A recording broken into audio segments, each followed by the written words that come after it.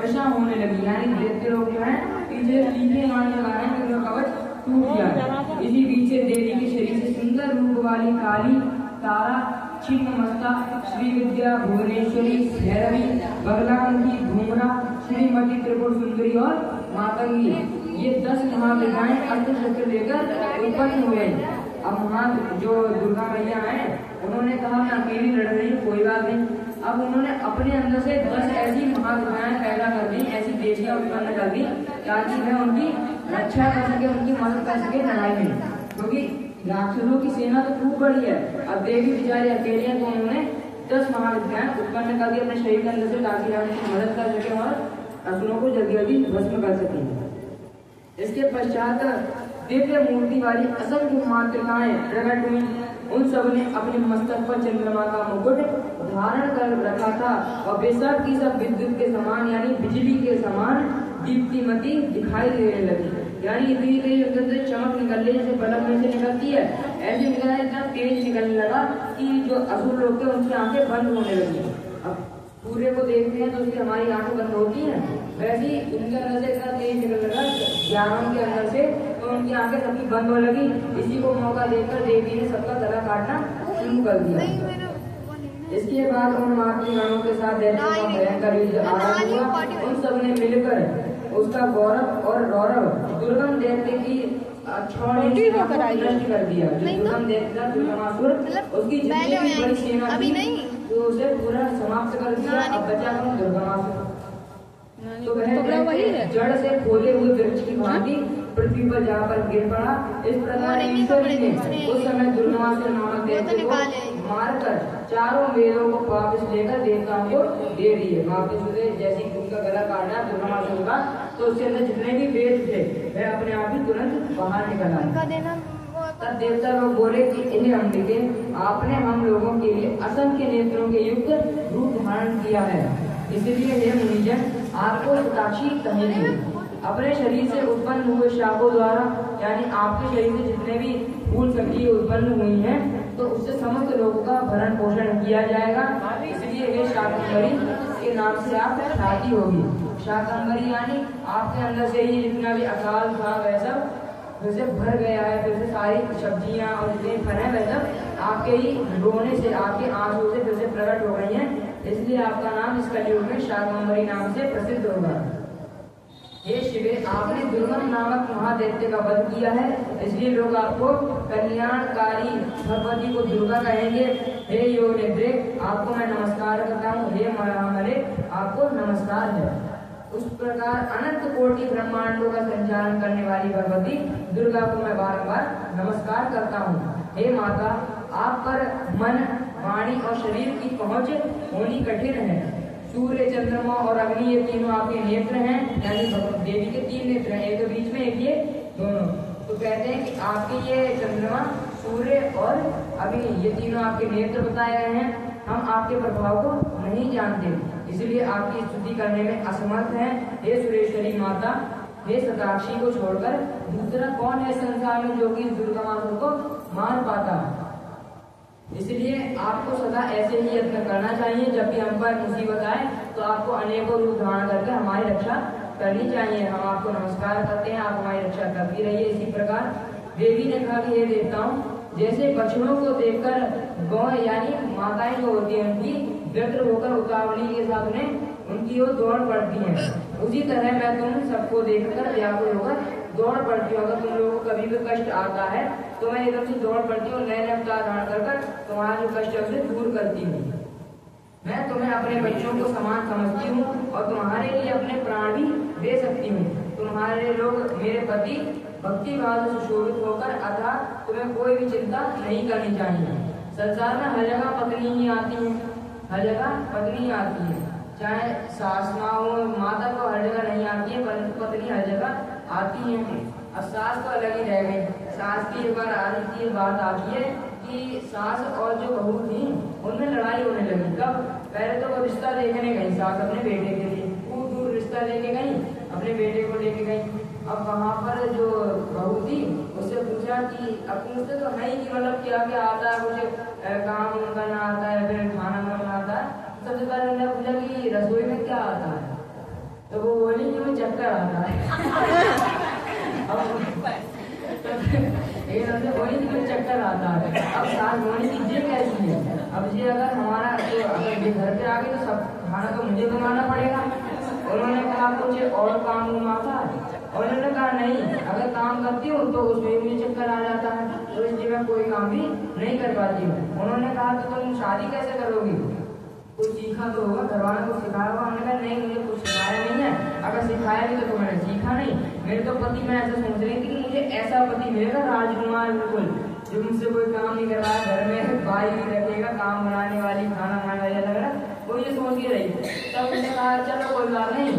अब पत्नी जो थी उनके घर वाले जो थे वह अमीर थे, तो अब सासू माँ की हो गई, तो उन्होंने कहा चलो ठीक है, कोई बात नहीं, तो मैं धीरे धीरे करके सिखा देंगे।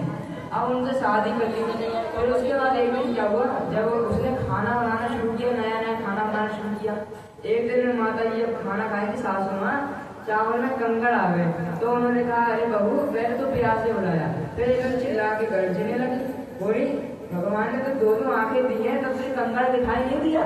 ठीक, फिर उसके बाद अब बहू भी कहाँ चुप रहने वाली, वह भी शहर वाली थी, बोली तुम्हें भगवान ने बत्ते बत्ते दांत दिए, 2-4 कंकड़ चबाना सकती हो। तो ये जितना भी होता है सब पत्नी ज्यादा आगे निकल जाती है, सासू माँ तो पीछे रह जाती है, ज्यादा कुछ नहीं होता। परंतु इंसान को भी ध्यान रहना चाहिए कि अपनी पत्नी पे सारा ध्यान न दिया, अपनी माँ पर भी ध्यान दिया जाए।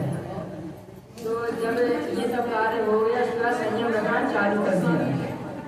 तो उसके बाद जब देवी ने उन सब देवताओं को बताया कि तुम कभी भी दिक्कत मत लेना, जब भी तुमको कष्ट आए तो तुरंत मेरे पास आ जाना, मैं तुम्हारे कष्ट निवारण कर दूंगी। इसके बाद संसार में मुझे इस भ्रमणी कहेंगे, फिर मैं भीम भयंकर रूप धारण करके राक्षसों को खाने लगूंगी। उस समय मेरा जो नाम होगा वह भीमा देवी से प्रसिद्ध होगा। जब जब पृथ्वी पर असुरों की ओर से बाधा उत्पन्न होगी, तब तक मैं अवतार लेकर प्रजाजनों को कल्याण करूंगी, इसमें संशय नहीं है। जो देवी शताक्षी कही गई है, वे ही शाकंभरी भी मानी गई है, तथा उन्हीं को दुर्गा भी कहा गया है। तीनों नामों द्वारा एक ही व्यक्ति का प्रतिपादन होता है। इस पृथ्वी पर महेश्वरी शताक्षी के समान दूसरा कोई दयालु नहीं है। ये जो क्योंकि वह सब देवी होती हैं, प्रजाओं की संतप्त देखकर 9 दिन तक रोती रह गई थी।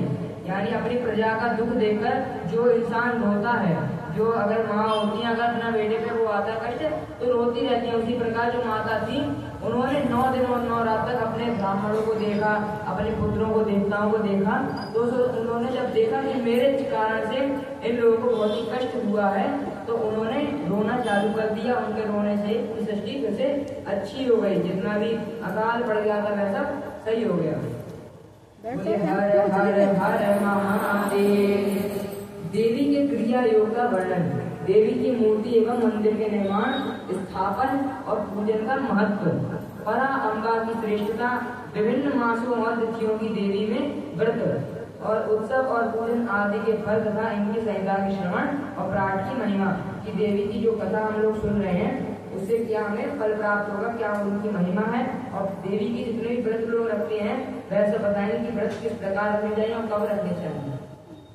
व्यास जी बोले कि हे महामते, ब्रह्मपुत्र सर्वज्ञ सनत कुमार जी, मैं उमा के परम अद्भुत क्रिया योग का वर्णन सुनना चाहता हूँ।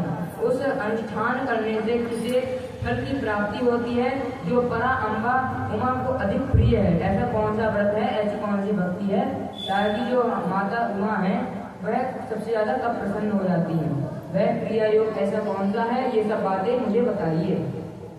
सनत कुमार जी ने कहा कि हे महान बुद्धिमान द्वैपायन, द्वैपायन के लिए कहते हैं व्यास जी को, तुम जिस रहस्य की बात मुझसे पूछ रहे हो वह सब मैं तुम्हें बताता हूँ, ध्यान देकर सुनो।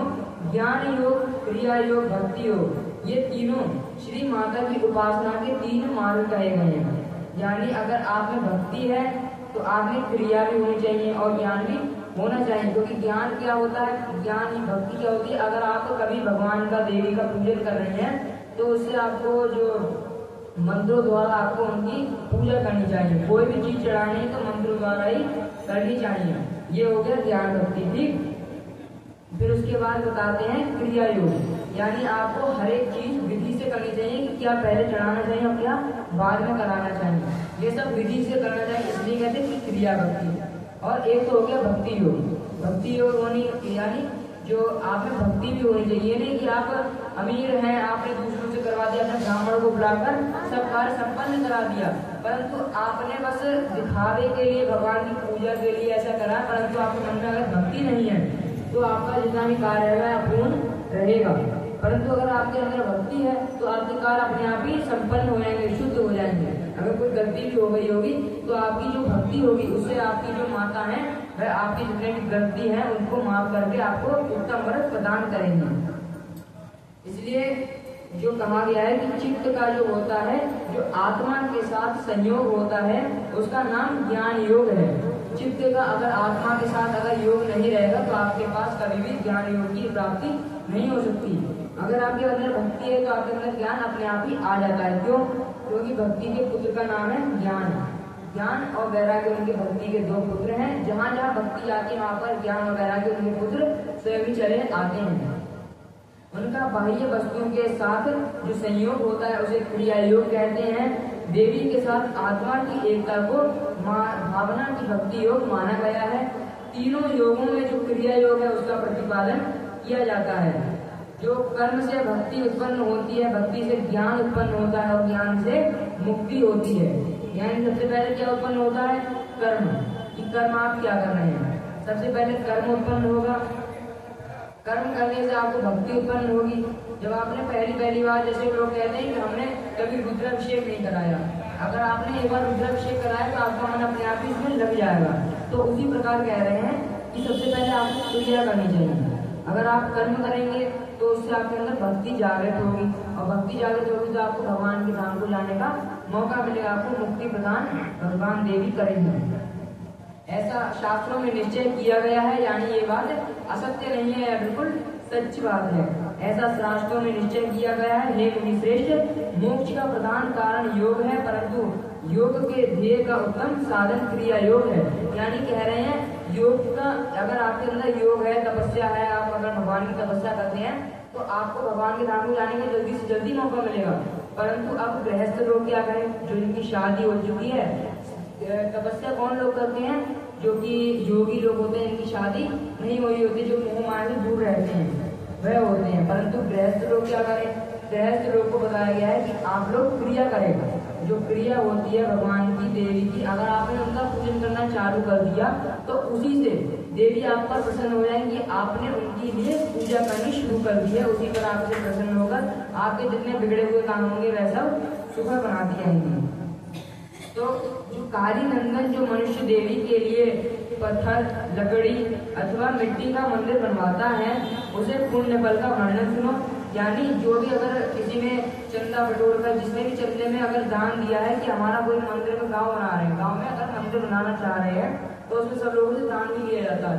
अगर जो भी दान करता है तो उन सबका बताया जाता है कि उन्हें क्या पुण्य फल मिलेगा। जिस महान फल की प्राप्ति होती है वह सारा फल उस पुरुष को मिल जाता है जो देवी के लिए मंदिर बनवाता है। श्री माता का मंदिर बनवाने वाले धर्मात्मा पुरुष अपने पहली बीती हुई तथा आगे आने वाली 1000 पीढ़ियों का उद्धार कर देता है। यानी आज से पहले 1000 हमारी पीढ़ी बीत चुकी है। जब कलयुग शुरू हुआ था तो हमारी 2000 पीढ़ी समाप्त हो चुकी है, तो आगे हमारी पीढ़ी जो पहले की होती है वह पूरी उद्धार हो जाता है। अगर भगवान का मंदिर बना रहे हैं, देवी का मंदिर बनवा रहे हैं, अगर हमने उसमें चंदा दिया है तो हमारी जितना भी पीछे का सफल हो जाती है। अगर मान लो कोई नरक में भी गया है उस टाइम हमारी पीढ़ी में से पीछे, तो वह नरक में अगर जाता है तो जैसे ही आपने दान देना शुरू कर दिया भगवान के देव मंदिर बनवाने के लिए, तो आपका वहां से नरक में से हटा के आपके जो पितृगण हैं, जो आपके पूर्वज हैं, उनको नरक में से निकाल के तुरंत भगवान के नाम को भेज दिया जाएगा। क्योंकि आपने भगवान के मंदिर बनवाने के लिए जो दान दिया है उसमें आपकी 1000 पीढ़ियां पहले तक शुद्ध हो जाती है और 1000 पीढ़ी आपकी आगे होने वाली है भविष्य में, वह भी पवित्र हो जाती है। करोड़ों जन्मों के किए हुए थोड़े या बहुत सारे पापी शेष रहते हैं तो वे श्री माता के मंदिर का निर्माण आरंभ करते ही क्षण भर में नष्ट हो जाते हैं। जैसे नदियों में गंगा, संपूर्ण नदों में सोनभद्र, क्षमा में पृथ्वी, गहराई में समुद्र और समस्त ग्रहों में सूर्य देव का विशिष्ट स्थान बताया गया है, सबसे उत्तम बताए गए हैं ये लोग। उसी प्रकार समस्त देवताओं में श्री परा अम्बा श्रेष्ठ मानी गई है। हर एक देवता में सबसे ऊपर देवी का स्थान माना गया है। वे समस्त देवताओं में मुख्य मानी गई हैं। जो उनके लिए मंदिर बनवाता है वह जन्म जन्म में प्रतिष्ठा पाता है। काशी, कुरुक्षेत्र, प्रयाग और पुष्कर, गंगा सागर तट, नैमिषारण्य, अमरकंटक पर्वत और परम पुण्यमयी श्री पर्वत, ज्ञान पर्वत, गोकर्ण और मथुरा, अयोध्या और द्वारका इत्यादि पुण्य प्रदेशों में अथवा जिसकी कभी स्थान में माता का मंदिर बनवाने वाले मनुष्य संसार बंधन से मुक्त हो जाते हैं। यानी आप कहीं भी बनवा रहे हैं तो आप वहाँ पर पवित्र हो जाते हैं। मंदिर में ईंटों का जोड़ जब तक या जितने वर्ष तक रहता है उतने हजार वर्षों तक वह पुरुष मणिद्वीप में प्रतिष्ठित रहता है, यानी भगवान के द्वार में रहता है। जो संपूर्ण समस्त शुभ लक्षणों से संपन्न उमा की प्रतिमा बनवाता है, यानी उनकी जो मूर्ति बनवाता है जो मैया की, वह निर्भय होकर यानी निडर होकर किसी से डरता हुआ नहीं रहता है, अवश्य उनके परम धाम को चला जाता है, यानी देवी के परम धाम को चला जाता है। शुभ ऋतु, शुभ ग्रह और शुभ नक्षत्र में और शुभ तिथि में कि कौन सी समय अच्छा रहेगा, कौन सा शुभ रहेगा, उसी समय में आपको देवी माँ की मूर्ति की स्थापना करनी चाहिए और योग माया के प्रसाद से संपूर्ण कृत्य हो जाता है। कल्प के आरंभ से लेकर अंत तक कुल में जितनी भी पीढ़ियां बीत गई हैं, उनका जितनी भी आने वाली हैं, उन सबको मनुष्य सुंदर देवी मूर्ति की स्थापना करके तार देता है। यानी अगर जिसने देवी की मूर्ति प्रकट कर दी तो आपका जो पूरा कल्प बीत गया है, उन सब में आपके जितने भी लोग हुए हैं आपके पीढ़ी में पूर्वज या आगे होने वाले होंगे, तो पूरे के पूरे शुद्ध हो जाते हैं और भगवान के धाम को चले जाते हैं। जो केवल जगद्योनि परा अम्बा की शरण लेते हैं उन्हें मनुष्य नहीं मानना चाहिए। वे साक्षात देवी के गढ़ बताए गए हैं। जो खड़े होते हुए चलते फिरते सोते जाते अथवा खड़े होते हुए भी उमा का इस प्रकार 2 बार अक्षर का नाम उच्चारण करते हैं, वे शिवा के ही गण कहे गए हैं। यानी शिवा जो होती है, जो हमारी देवी उमा है, उनकी कृपा हमेशा उन पर बनी रहती है। इस पर जो हमेशा अगर सुबह जल्दी उठा, जैसे ही उठा, चाहे कितनी भी देर में उठा, चाहे जल्दी उठा, जैसे ही उठेगा तो अगर उसने उमा का नाम ले लिया अपने मुख से, तो वो लोग होते हैं। और फिर जैसे ही खाना भी खाने पहुंच रहे हैं तो खाना खाने से पहले उन्होंने एक बार उमा का नाम ले लिया तो हो गया, सोने से पहले बार उमा का नाम ले लिया तो हो गया।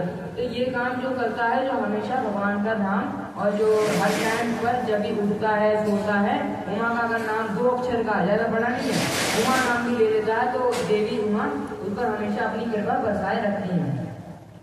जिन्होंने देवी के परम उत्तम एवं रमणीय मंदिर का निर्माण कराया है, उनके कुल के लोगों को माता उमा सदा आशीर्वाद देती हैं।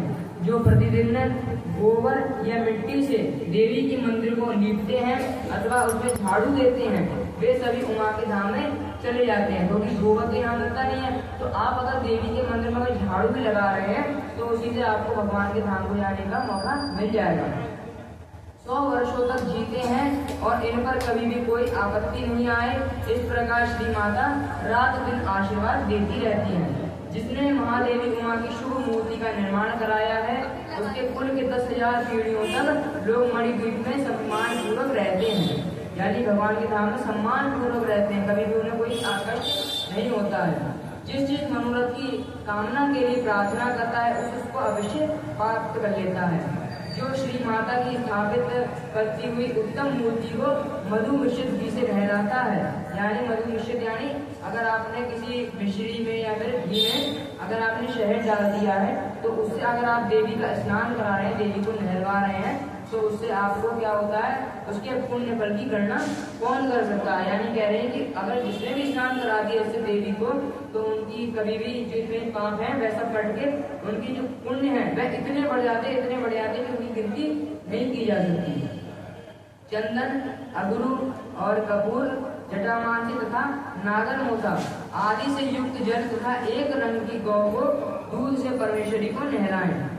यानी गौ जो होती है गाय एक रंग की होनी चाहिए, उसमें कोई और रंग नहीं होना चाहिए, तो पूरी काली होनी चाहिए या तो पूरी गोरी होनी चाहिए। उसके साथ अगर आप नहलवाते हैं माता को तो आपको देवी के जो पुण्य मिलता है, देवी का आशीर्वाद जो आपको मिलता है आपके साथ बना रहता है।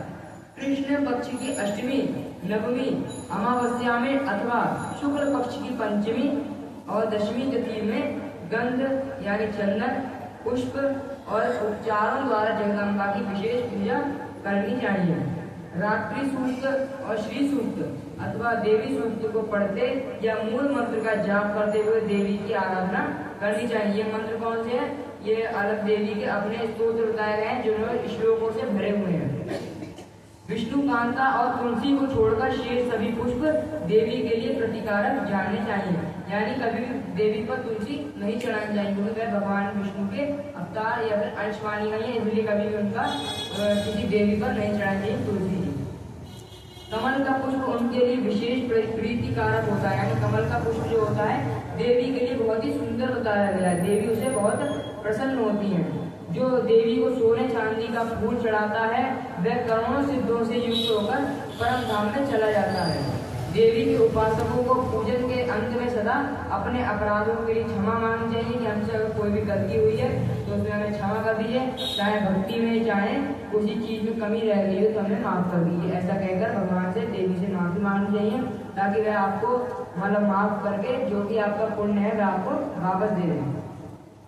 प्रसन्न हो जाओ ऐसा कहकर इत्यादि वाक्यों द्वारा स्तुति एवं मंत्र पाठ करना चाहिए। देवी के भजन में लगा रहने वाला उपासक उसका प्रकार ध्यान करता है। देवी सिंह पर सवार रहती हैं, उनके हाथों में अभय एवं वर की मुद्राएं हैं तथा वे भक्तों को अभीष्ट फल प्रदान करने वाली होती हैं। अगर कभी भी किसी ने भी मनोवांछित फल जो मांगा है और देवी उस पर प्रसन्न हो गई तो कभी भी ऐसा नहीं है जो आपको नहीं मिलेगा, हर एक चीज मिलेगी जो आप उनसे मांगना चाहती हैं। वह मनुष्य अपने सारे पापों को तृप्त कर लेता है, धोकर निर्मल हो जाता है जो चैत्र शुक्ला तृतीया को भवानी की प्रसन्नता के लिए व्रत रखता है। यानी कौन सी तिथि में? चैत्र मास की शुक्ला तिथि तृतीय तिथि को उसमें अगर कोई भी व्रत रखता है माता के लिए तो वह हमेशा भगवान की और देवी की जो भी मन में व्रत रखता है जिसकी कामना से देवी उसे पूरा कर देती है। वह जन्म मरण के बंधन से मुक्त होकर परम पद को प्राप्त होता है। विद्वान पुरुष इस तृतीया को दोलोत्सव कहते हैं। उनमें शंकर सहित जगदम्बा उमा की पूजा करनी चाहिए। फूल, कुमकुम, वस्त्र, कपूर, अगुरु और चंदन, धूप, दीप नैवेद्य, पुष्पहार और अन्य गंध द्रव्य द्वारा शिव जी सहित सर्व कल्याणकारी महामाया महेश्वरी श्री गौरी देवी का पूजन करके उन्हें झूले में झुलाया जाए। यानी कोई छोटा सा ऐसा झूला मंगा लीजिए ताकि उनमें उनकी प्रतिमा रखकर उनका मूर्ति रखकर उसमें झुलाया जा सके। वैशाख मास की शुक्ल पक्ष में जो अक्षय तृतीया होती है जब आती है उसमें आलस्य रहित होकर जो भी जगदम्बा का व्रत करता है तथा बेला, मालती, चंपा, जपा, अगड़ुल और बंदुर और जितने भी अलग अलग पुष्प होते हैं गुलाब के, कमल के, ये अगर देवी को चढ़ाता है तो देवी उस पर प्रसन्न हो जाती है, उसके साथ उसके घर पर चली जाती है। अगर आपने मंदिर में आके चढ़ाया है तो आपके साथ ही देवी पीछे पीछे आपके घर जाएंगी और वहीं पर स्थान बना देगी, कभी भी आपके घर पर कोई संकट नहीं आने देगी। तो कहते हैं कि वाचिक और शारीरिक पापों का नाश करके धर्म, अर्थ, काम और मोक्ष इन चारों पुरुषार्थों को अक्षय रूप से प्राप्त कर लेता है जो भी अक्षय तृतीया को भगवान देवी के लिए व्रत रखता है। ज्येष्ठ शुक्ला तृतीया को व्रत करके जो अत्यंत प्रसन्नता के साथ, खुशी के साथ महेश्वरी का पूजन करता है उसके लिए कुछ भी असाध्य नहीं होता है। यानी ऐसी कोई सी चीज नहीं है जो वह नहीं कर सके, ऐसा कोई कार्य नहीं है जो उसका संपन्न ना हो, पूरा ना हो। जब रथ धीरे धीरे चले तब जय जयकार करनी चाहिए। देवी दीन वत्सले हम आपकी शरण में आए हैं और हम आपकी रक्षा, आप हमारी रक्षा कीजिए। पाही देवी जनार्दन प्रपन्ना दीन वत्सले, ऐसा कहकर इन वाक्यों द्वारा देवी को संतुष्ट करना चाहिए। और यात्रा के समय नाना प्रकार के बाजे बजवाएं, ग्राम में यानी गांव में या फिर नगर में सीमा के अंत तक रथ को ले जाकर वहां उस रथ पर झांकी लगवाएं और देवी की पूजा करके नाना प्रकार के स्तोत्रों द्वारा उनकी स्तुति करें और फिर उनकी पूजा करके उन्हें अपने घर में प्रवेश का आसन दें ताकि वह आपके घर में प्रवेश कर सकें। जो विद्वान इस प्रकार देवी का पूजन, व्रत एवं रथोत्सव करता है वह इस श्लोक में संपूर्ण भोग का उपभोग करके अंत में देवी के धाम को चढ़ा जाता है। श्रावण और भाद्रपद मास की शुक्ला तृतीया को जो भी विधि पूर्वक अम्बा का व्रत और पूजन करता है वह इस लोक में पुत्र और पौत्र को धन आदि संपन्न होकर सुख भोगता है। यानी जिसके पुत्र और पौत्र नहीं है वह क्या करे, भाद्रपद मास जब आता है उसकी शुक्ल पक्ष को तृतीया तिथि को देवी का अगर पूजन करेगा तो उसका पुत्र हो जाएगा। जिससे पुत्र की कामना होती है, उसका पुत्र नहीं हो रहा है तो वह इस दिन को अपना व्रत देवी का रखे तो उसका पुत्र हो जाएगा। आश्विन मास की शुक्ल पक्ष में